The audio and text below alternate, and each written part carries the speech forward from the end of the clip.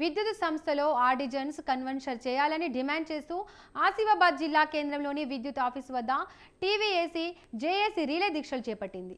ఆర్టిజన్లను conversion చేయడం ద్వారా సంస్థకు ఎలాంటి ఆర్థిక ఇబ్బంది ఉండదని తెలంగాణ విద్యుత్ సంస్థ ఆసిఫాబాద్ జిల్లా అధ్యక్షులు ఆత్రం మారుతి అన్నారు. తమ న్యాయమైన డిమాండ్లను వెంటనే నెరవేర్చాలని ప్రభుత్వాన్ని మారుతి కోరారు.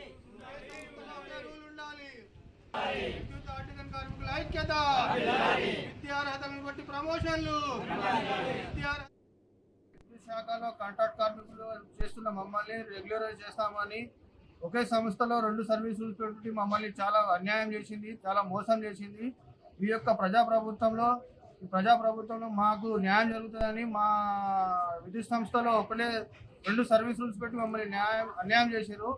రెండు సర్వీసులు తీసేసి ఒకటే సర్వీస్ రూల్స్ పెట్టి మమ్మల్ని మా విద్యార్హతలను బట్టి మమ్మల్ని కన్వర్షన్ చేయాలని చెప్పి ఈ ప్రజాప్రభుత్వాన్ని మేము కోరుకుంటున్నాం.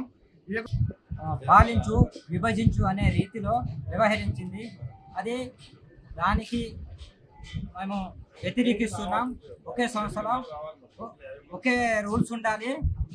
విద్యా అర్హతను బట్టి ఇప్పుడు గత 25 ఏళ్ళ